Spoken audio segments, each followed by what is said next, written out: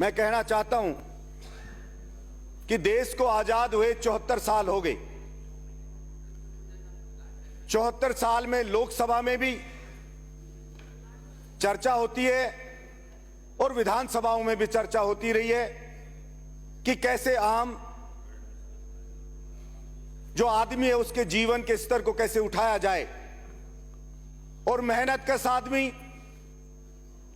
किसान मजदूर आदमी अपनी खून पसीने की गाड़ी कमाई से टैक्स भी सरकार को देता आ रहा है 74 साल से कि इससे डेवलपमेंट के कार्य होंगे। लेकिन अफसोस की बात है 74 साल के बाद भी आज भी गरीब आदमी सीवर का मिला हुआ पानी पीने को मजबूर है। आज भी देश का किसान अपने खेत में पानी के लिए तरस रहा है, बिजली के लिए तरस रहा है, खाद के लिए तरस रहा है।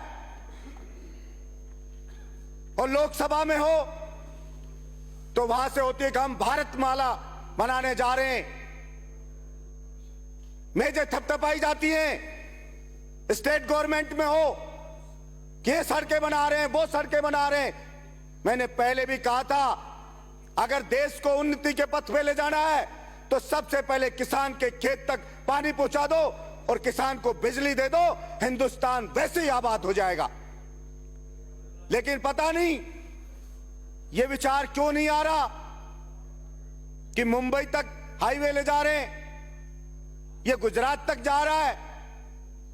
मैं तो कहता हूं सब कुछ छोड़ के एक बार औरों पे बजट सब पे रोक करके और एक बार नहर से अटल बिहारी वाजपेयी जी ने जो सपना देखा कि नदियों को जोड़ें, उन नदियों को जोड़ के और किसी भी तरह से राजस्थान के किसान के खेत तक पानी पहुंचाए सरकार, जिससे कि वो किसान आबाद हो। आज किसान खेत में पानी देना तो दूर की बात, पीने का पानी भी गांव में अध्यक्ष महोदय किसान खरीद करके पी रहा है। ऐसे गांव के गांव वीरान हो गए और उनके बच्चे सरकारी नौकरियों में। मेरे गांव के अंदर सभी गांव के किसानों के बच्चे या तो फौज में भर्ती होते थे या ज्यादा पुलिस में भर्ती होते थे। अब फौज में जाओ तो उनको कह दिया कि सिर्फ 4 साल के लिए जाना है, कोई 2.5 साल मात्र नौकरी करेंगे, उसके बाद अपने घर चले जाओ। पुलिस में जाओ तो वो एक्सरसाइज करके बहादुर बच्चा जाता है तो वहां पे उसको पेपर पकड़ा दिया जाता है आईएएस के जैसा कि इसको आप सोल्व करो। वो कैसे सोल्व करे? मैं समझ नहीं पा रहा हूं कि सरकार पुलिस कांस्टेबल भर्ती करना चाहती है या सरकार आईएएस बनाना चाहती है। अरे पुलिस कांस्टेबल बहादुर होना चाहिए, बलिष्ठ होना चाहिए, जो गुंडे से लड़ सके, मवाली से लड़ सके। लेकिन सरकार कहती है कि नहीं, हमें बलिष्ठ चाहिए ही नहीं, हमें तो बिल्कुल चश्मा लगा हुआ पढ़ने वाला हो, जिसको कोई रैकर अभी कह दे तो बाथरूम आ जाए, ऐसे को भर्ती कर लेंगे हम। सारा आदमी की अलग अलग अभिरुचि होती है, अलग अलग क्षमता होती है, शारीरिक क्षमता होती है, लेकिन पता नहीं कौन पेपर बनाता है।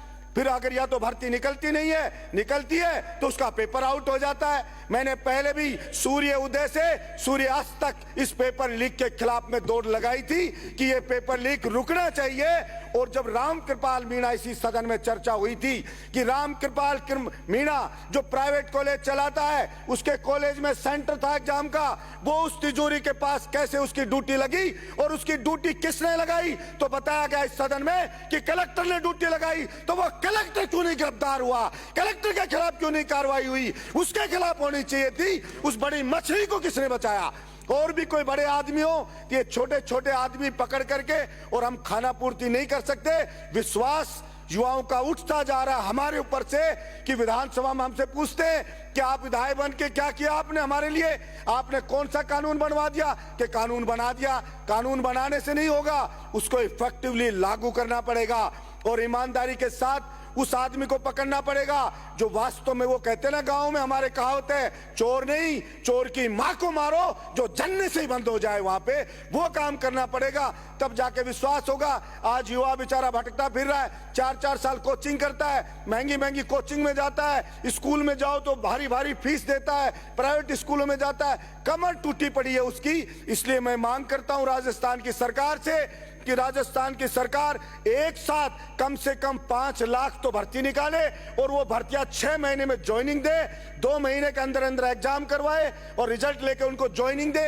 वरना तो केवल घोषणा हो जाती है, चुनाव के टाइम सिर्फ नौकरी मिलती है, चुनाव के बाद 4 साल तक कोई सरकार आए, चाहे इधर वालों की आए चाहे इधर वालों की आए, कोई नौकरी वोकरी नहीं निकलती है। इसलिए जो किसान मजदूर के बच्चे को नौकरी मिले, ये CHA वाले हैं, ये बेचारे भटक रहे हैं। बार बार ना तो सरकार इनको ये कहती है कि नहीं लेंगे, ना उनको नौकरी लेती है। कभी कोई नेताजी लेके जाता है, कभी कोई के पास जाते हैं, धक्के खाते फिर रहे हैं। इसलिए मेरी सरकार से विनती है, कोरोना के टाइम पे जान पे खेल के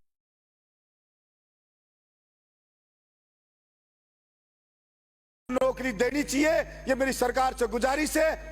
और मैं सरकार को आगाह करना चाहता हूं, सरकार युवाओं के गुस्से को और किसी को अंडर एस्टिमेट कर रही है, किसान के गुस्से को अंडर एस्टिमेट कर रही है। सरकार को पता नहीं है किसान कितने गुस्से में है, क्योंकि उनके बच्चे बेरोजगार घूम रहे हैं, उनके पास बिजली नहीं है, उनके पास पानी नहीं है। तो वो एक तरह से ऐसे बारूद के ढेर के ऊपर हम बैठे हुए हैं। मैं कहना चाहता हूं सरकार से कि सरकार इस बारे में, इस बजट में व्यवस्था करे। बाहर के दूसरे स्टेट के आके नौकरी पा जाते हैं, राजस्थान के युवाओं को 22 स्टेट के अंदर उनका सिलेक्शन रेट 0 है, एक भी राजस्थान के बेरोजगार को नौकरी नहीं मिल रही है। मैंने सरकार से मांग की थी पिछली बार भी, और मुख्यमंत्री जी ने वचन दिया था राज्यसभा चुनाव के वक्त भी, मैंने कहा था 90 से 100% तक राजस्थान के युवाओं को आरक्षण मिले राजस्थान की सरकारी भर्तियों में, और प्राइवेट में 75% तक का आरक्षण मिले। क्योंकि राजस्थान का युवा ही कोई अनाथ नहीं है कि और स्टेट में जाए तो कहते बंगला भाषा जानने वाला हो तब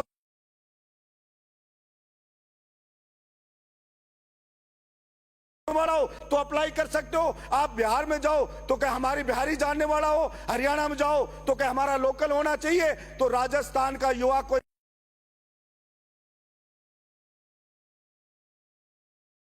करके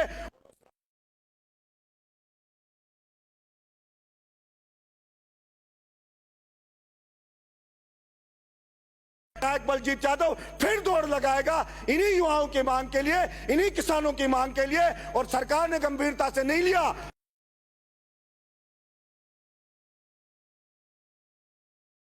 आंदोलन खड़ा करके बताऊंगा जो सरकार ने पूरे 4 साल में नहीं देखा होगा, या आज ही बताना चाहता हूं इसी सदन में। इसलिए मैं विश्वास रखता हूं कि इसी बजट के अंदर हमारी मांगों की पूर्ति होगी, राजस्थान के बेरोजगार को उसका हक मिलेगा, राजस्थान के किसान को उसका हक मिलेगा। और ये घोषणाएं हो जाती हैं कि साहब पानी आ रहा है, चंबल का आ रहा है, मेरे यहाँ पे भी होगी, लोगों ने माला पहना दी हमारे को, चंबल का पानी लिया है। अभी चंबल का पानी का, वहां पीने का पानी की कोई अता पता नहीं है। तो हर बार पिछली सरकार में घोषणा हुई चंबल का पानी आ रहा है, पिछला MLA माला पहन गया, अब क्या आई, लोगों ने हमें ठाड़ा जोरी पहना दी, और अब पानी वानी कुछ नहीं। अब चुनाव में जाएंगे तो वो कहेंगे कहां गया आपका पानी, वो चंबल वाला। अरे मैं समझ नहीं सकता, मैं तो किसान का बेटा हूं, फौजी का बेटा हूं। चंबल का पानी बह रहा था, मेरा दिल रो रहा था, इतना बह रहा था, सब भयंकर खतरे के निशान से बह रही है। अरे पैसे नहीं लगते, इच्छा शक्ति की जरूरत होती है, लेकिन सरकार तो कुश्ती लड़ने में लग रही है। कभी तो वो उससे लड़ रहा है, कभी वो उससे डुक मार रहा है, कभी वो उसके डुक मार रहा है, और जो राजी हो रहे, अरे JCP से खोद करके और एक नहर कच्ची ले आते तो पहुंच जाता बहरौर तक पानी वहां पे, उसमें कोई ज्यादा पैसा भी नहीं लगता। लेकिन पता नहीं, कभी कहते हैं सेंट्रल गवर्नमेंट ने रोक दिया, सेंटर वाले कहते तुम नहीं दे रहे हो, और मर रहा है किसान। इसलिए मेरी सरकार से गुजारिश है कि हमारे को कमजोर नहीं समझे, हमारी सैन्य शक्ति जवाब देती जा रही है, हमारा कोई व्यक्तिगत स्वार्थ नहीं रहा है जो हम किसी की परवाह करें, हमें कोई पोस्ट पास्ट नहीं चाहिए होती है जो हम परवाह करें। हमें भेजा है जवान, किसान, मजदूर, किसान ने, 36 कौम के लोगों ने, कि हमने मामूली से आदमी को, बलजीत यादव जैसे आदमी को, दोनों पार्टियों को हरा के विधानसभा भेजा है, तो वो अपेक्षा रखती है। और बलजीत यादव की कथनी करनी में फर्क नहीं, मैंने चुनाव के वक्त भी उनको वादा किया था, ईमानदारी से आपकी बात को सदन में रखूंगा, मैंने रखा। आशा रखता हूं ये सदन हमारी भावनाओं की कदर करेगा और निश्चित रूप से इसके ऊपर निर्णय करेगा। मुख्यमंत्री जी इस बजट में घोषणा करेंगे और